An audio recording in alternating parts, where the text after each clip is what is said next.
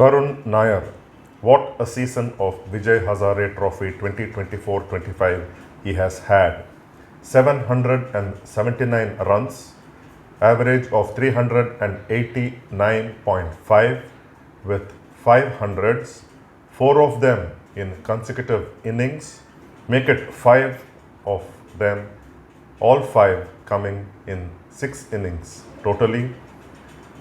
One another score of 88, 2 scores below 50 with 44 not out and 27 being the lowest. On the day the Indian squad was announced and in which the 33-year-old right-handed batsman originally from Karnataka but playing for Vidarbha the last couple of seasons hoped to make it to the Champions Trophy squad did not find a place in the 15. That is what you call luck or whatever. Karun Nair doesn't figure in the Indian squad for the Champions Trophy despite scoring these bucketful of runs. There are sympathies for Karun Nair, but then one has to accept reality. Karun Nair this particular season has been scoring runs in the limited overs format, that is 50 overs format, but there are others who have been doing it for season after season, and some of them could not even find a place into the Indian squad despite those consistent performances. First of all, there is no place for Surya Kumar Yadav in the 50 over format. Perhaps along with Sanju Samson, Surya Kumar Yadav may have played his last 50 over match for the country, which was the ICC Men's Cricket World Cup in the final in November 2023 against Australia. Sanju Samson and Surya Kumar Yadav, unless things compel the selectors to pick them for whatever reasons, may not figure in the ODI scheme of things.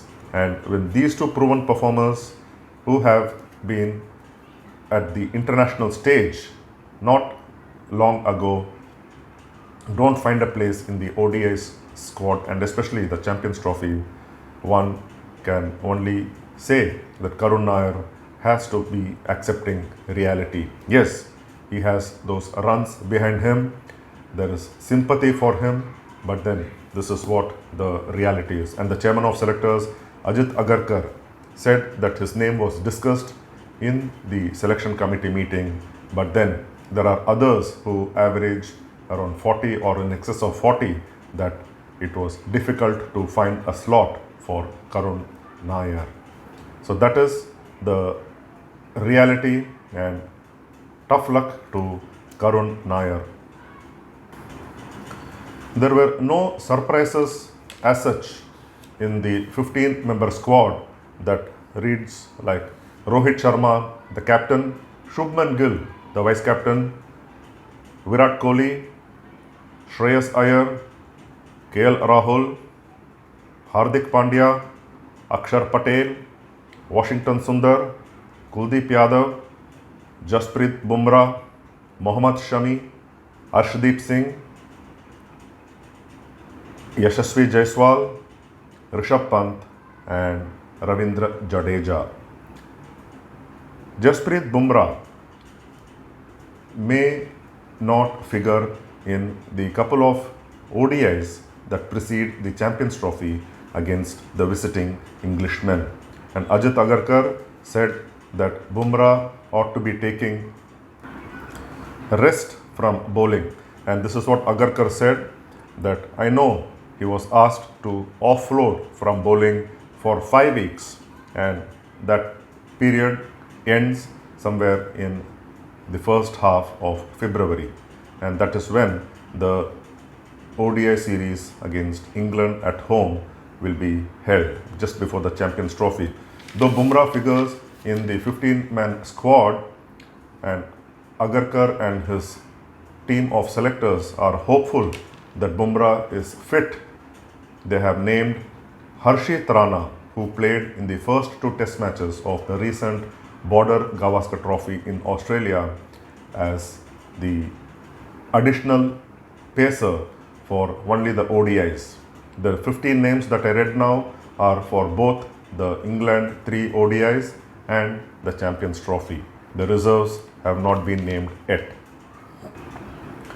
This is more or less the team that played and lost the series in Sri Lanka for the first ever time last August, with only Mohammed Siraj not finding a place in the 15. And Rohit Sharma spoke about his ineffectiveness, and that was the reason for him not figuring in the 15. It was interesting that the Board of Control for Cricket in India sent out a message that the press conference to announce the squad for the Champions Trophy would be held at 12:30 on Saturday. But as we were we journalists walking into the Wankhede Stadium premises, the captain Rohit Sharma had just arrived. This was at around 12 noon. So one would have expected that there was not much deliberations to name the 15, and that it would have happened in a matter of 20 to 30 minutes, and hence the press conference was fixed at 12:30 with Rohit arriving at 12 o'clock. But what ensued was almost a 2.5 hour wait for the media personnel, and finally the the squad was announced after 150 minutes of waiting. It was close to around 3 p.m. on Saturday. So what one can only assume is that there might have been debates, deliberations, arguments for 3 or 4 places. And interestingly, as you go by the order of the names that Agarkar announced, Ravindra Jadeja's name came last in the order. But then Rishabh Pant was the penultimate name that was announced, and one might well be arguing that there is no room for Ishan Kishan, there is no place for Sanju Samson. But then, like I mentioned earlier, Sanju Samson could only be seen as a T20 specialist along with Surya Kumar Yadav. The return of Mohammad Shami after playing last almost more than a year ago, and his injuries keeping him out, and especially from the all-important Border Gavaskar Trophy. Mohammad Shami's return first for the T20Is that precede the 3 ODIs against England, and for the 3 ODIs, that means 8 matches that he will be playing before getting into the Champions Trophy. That is a positive sign for India and strengthens the Indian bowling attack, which includes Arshdeep. So there are 3 medium pacers and 4 spinners, which is what Rohit Sharma believes in, and he doesn't believe in having more than 3 seamers for those pitches in Dubai, which is going to be more of run-friendly pitches. More emphasis will be on all-rounders like we saw in the World Cup, but the all-rounders being Hardik Pandya, Washington Sundar, Axar Patel, and of course Ravindra Jadeja. So the top 5 is automatically selected. Rohit Sharma opening with Shubman Gill, who is named the vice captain, Virat Kohli at number 3, Shreyas Iyer at 4, and Rishabh Pant or maybe Rahul at 5.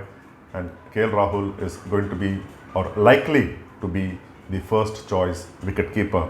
So Rishabh Pant, depending on the situation, maybe he will be brought in, but then first preference, going by the order of the names that Ajit Agarkar announced, Rishabh Pant is penultimate, which is 14th in the list, and that gives one the scope to think or imagine that Pant may not be the first choice wicketkeeper. This 15, Rohit Sharma believed has the depth to win the Champions Trophy, and the last Champions Trophy, if one recalls, was in 2017, which Pakistan won the title, beating India by 180 runs in the final. With India placed along with Bangladesh, Pakistan and New Zealand in the Champions Trophy, it can only be expected that India make it to the semi-finals and from there on to the final. But then it is not going to be easy because Pakistan in Dubai can be an equally tough proposition as also New Zealand. Don't forget, it was New Zealand who gave India their worst ever defeat on home ground, that is in India, complete whitewash not long ago. It may be the red ball format, but then New Zealand, the Black Caps are not to be taken lightly at all. So India won't find it easy. It will not be smooth sailing for India into the semi-finals, and they will have to play hard and tough and put behind all the nightmare and the nightmarish Border Gavaskar Trophy behind. But before that, it is England, the all-conquering England, who will be up 3 ODIs, and before that the 5 T20Is that will set up for an exciting home series in the coming 4 or 5 weeks. Thanks for watching. Until next time, take care, stay safe, and do subscribe to this channel if you have not, and do share the word around. Bye-bye.